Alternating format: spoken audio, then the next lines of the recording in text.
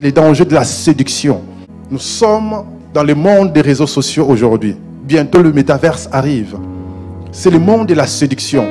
Il y a des écrans presque partout, des publicités partout. Tout ça, c'est la séduction. Parce qu'au travers de la publicité, on veut ton argent. On ne fait pas la pub juste pour faire la pub. C'est pour vendre quelque chose. Dans les réseaux sociaux, les gens s'affichent sur le bon profil. Et on filtre. Quand on regarde des photos, tout le monde est beau sur Instagram. Même quand tout va mal, on peut poster une belle photo dans une fête. Et les gens disent, ah, il était à tel endroit. Waouh, c'est beau. Mais la personne est en train de déprimer à la maison. C'est ça le monde des réseaux sociaux. Le monde du fake. Tout est faux. C'est du maquillage, du cosmétique. C'est la séduction. On veut juste te séduire. Et ce jeune homme riche a été séduit. Il vient, il accourt. Quand on lit, il court vers Jésus. Il vient, il pose la question. Le Seigneur lui répond, vends tout ce que tu as. Donne l'argent aux pauvres. Viens et suis-moi. Mais quand on regarde la réaction, on me dit, mais qu'est-ce qui s'est passé? On a loupé quelque chose. C'est comme s'il a entendu quelque chose dans ses oreilles. Comme si les séducteurs, les diables, lui avaient insufflé les idées pour dire, non, n'accepte pas. Garde ton argent, garde tes richesses. C'est ce qu'on appelle des forteresses. Pendant que je suis en train de parler, il y a aussi des voix qui retentissent en vous. Soit on accepte, soit on dit, je ne suis pas d'accord. Il y a des pensées qui tournent dans la tête. Et c'est ce qui s'est passé avec ce jeune homme. Il y a des pensées qui venaient en lui. Les pensées de dire, non, c'est l'avarice. Garde les pensées de l'avarice, les forteresses de l'avarice. Garde tes richesses. Sinon tu vas perdre l'héritage de tes parents. Qui va nourrir tes enfants si tu perds tout? Qui va donner l'héritage à tes enfants? Garde tes richesses. Il a été séduit. Il a entendu la voix du diable, les séducteurs. Il a écouté la voix du mammon, le dieu des richesses, pour ne pas suivre la voix de Dieu. Et le diable, c'est un manipulateur, un véritable séducteur. Même dans la présence de Dieu, il entre pour séduire. Regardez Adam et Ève. Ils étaient dans le jardin d'Éden, le lieu de la manifestation de la gloire de Dieu, de la présence de Dieu. Dieu était présent en Éden. Mais le diable regarde, comment je vais avoir ces gens-là? Il regarde tous les animaux. Il se dit, les serpents, voilà. Parce que les serpents étaient rusés parmi tous les animaux. Les serpents est toujours bizarre. Vous pouvez vivre avec un serpent pendant des mois, vous ne saurez pas qu'il y a un serpent à la maison. Il ne fait pas de bruit. Il va tranquille. Il ressent des vibrations, il reste tranquille, calme. Personne n'aime les serpents. Je ne sais pas si quelqu'un aime les serpents ici. Moi, s'il y a un serpent ici, je vais fuir. C'est la seule chose qui me fait peur, je pense. Les serpents. Personne n'aime les serpents. Mais il est rusé. Il vient séduire Adam et Ève. Est-ce que Dieu a-t-il réellement dit? Et c'est ce qui se passe dans la vie. Certaines choses, on les rate parce qu'on a entendu une voix dans nos oreilles, dans nos pensées. Est-ce que Dieu a réellement dit? Pourquoi on demande encore l'argent pour la convention? Tu ne vois pas que tu as trop de factures. Garde ton argent pour tes factures. C'est la voix du séducteur. Ça nous fait passer à côté. Et ça part dans nos oreilles. Ce sont des forteresses même. Et pour ce jeune homme, c'était même une forteresse. Parce qu'on a vu qu'il avait déjà l'avarice. Il n'aimait pas partager. Il voulait tout garder pour lui. Même Jésus a été séduit par les mêmes serpents. Il est venu encore. Jésus était dans la présence de Dieu, en train de jeûner et prier. Mais le serpent est venu séduire Jésus. Il est venu pour lui tendre des pièges. Mais il a oublié que Jésus était la parole incarnée. Jésus lui a répondu par la parole. C'est pourquoi quand vous avez des pensées bizarres, il faut répondre par la parole. Il ne faut pas aller sur 4 chemins. Il faut réprimer ces pensées. Sinon, ça va rester fort en vous et ça va vous influencer. Parce qu'on est tous influençables. On est tous influençables. Et beaucoup sont passés à côté de leur bénédiction à cause de la séduction. Samson, on a déjà beaucoup parlé de Samson, mais il a été séduit. Et quand vous étudiez Delilah là, elle était vraiment démoniaque cette femme. Akab, c'était un roi, il est né d'une bonne famille. Il servait Dieu, mais il va épouser une Jézabel. Et sa vie est devenue catastrophique. Cette femme a amené la perversion dans tous les pays. Imagine une femme qui peut séduire tout un pays. Tout le monde devient idolâtre dans un pays. Le pouvoir de la séduction. Et aujourd'hui, dans le monde, on célèbre la séduction. Oh, c'est la femme la plus séduisante au monde, la plus sexy. L'homme le plus séduisant. Il boit son escafé là avec des gestes. Et les femmes sont là. On célèbre la séduction. Mais c'est le diable. C'est la tromperie. C'est la tromperie tout ça. On veut tromper les gens. Et les gens veulent ça. Ah, tu ne trouves pas que je suis plus séduisante comme ça? Non, la séduction c'est du diable.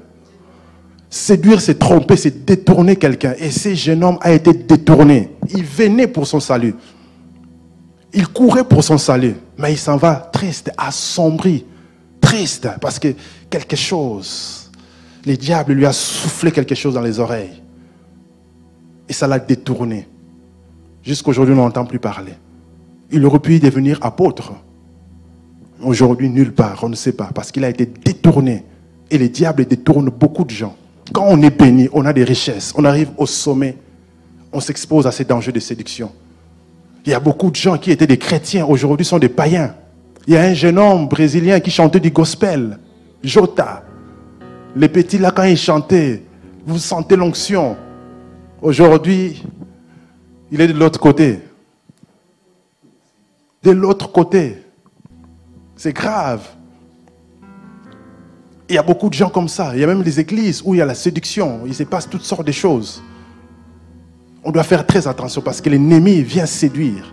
Parce que lorsque le diable il voit que non, celui-là il va prier, il va arriver au sommet, il vient te proposer des choses. Dans le domaine de la musique, beaucoup de séduction. Dans le domaine du showbiz, beaucoup de séduction. Ils viennent séduire même des hommes de Dieu. Ils viennent séduire des hommes de pouvoir. Tous les politiciens qu'on voit au sommet là, ils n'étaient pas tous mauvais, surtout dans nos pays en Afrique. Ils n'étaient pas tous mauvais. Il y en a qui avaient des idées.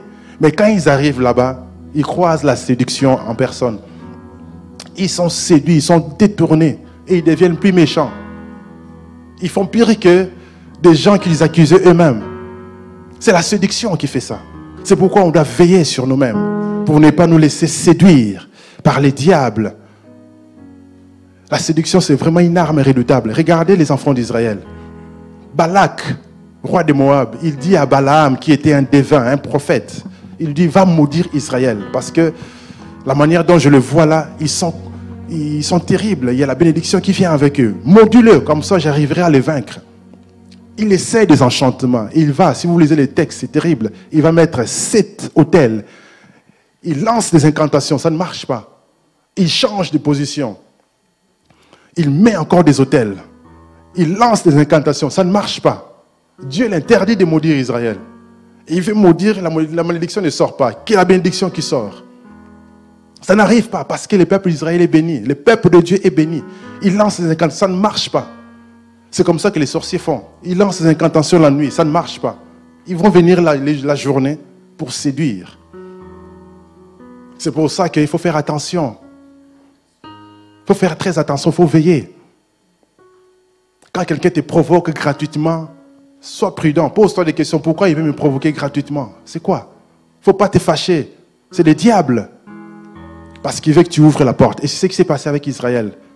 Comme ils n'arrivaient pas à maudire Israël, qu'est-ce qu'il a fait? Balaam a dit à Balak, envoie des jeunes filles en Israël, qu'ils aillent séduire le peuple de Dieu. Et comme ça, la colère de Dieu tombera sur eux. Et là, ils vont mourir eux-mêmes. Et c'est ce qui s'est passé. Les jeunes filles arrivent là-bas dans les camps. Perversion. Ils ont fait je ne sais pas quel genre de pratiques bizarres.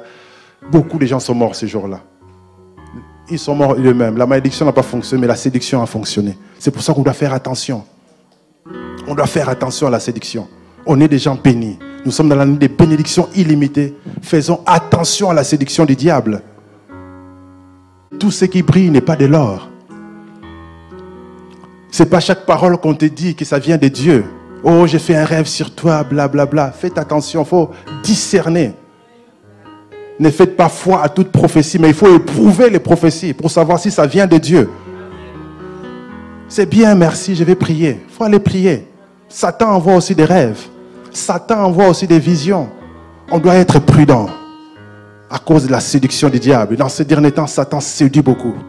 Parce que tout le monde veut paraître bien. Tout le monde veut montrer qu'il est arrivé quelque part. Et souvent, c'est la séduction. On doit faire attention. On doit veiller. On doit discerner. Augmenter notre discernement. S'il y a une prière à faire, il faut prier, demander à Dieu le discernement. Le discernement des choses. Il faut être prudent comme les serpents. Si le diable envoie les serpents pour nous tromper, nous aussi, La Bible dit dans Matthieu 10, 16, voici, je vous envoie comme des brebis au milieu de loups. Soyez prudents comme des serpents. Il nous envoie des serpents. Nous aussi, soyons prudents comme des serpents. Soyons sages comme des serpents. Soyons vigilants. Et ne soyons pas naïfs. Croire en tout. Non. Il faut discerner. Vous est-il déjà arrivé de vous poser ces questions? Qui suis-je? Pourquoi suis-je sur la terre? C'est tout à fait normal, car cela arrive à tout le monde. La Bible et l'aide du Saint-Esprit nous donnent les réponses claires à ces questions existentielles. Si vous aussi, vous voulez découvrir votre vocation, gagner du temps, en finir avec les statu quo, cette impression de tourner en rond, se sentir inutile et perdu, veuillez cliquer sur le lien qui est en dessous de cette vidéo pour regarder l'atelier qui vous est offert.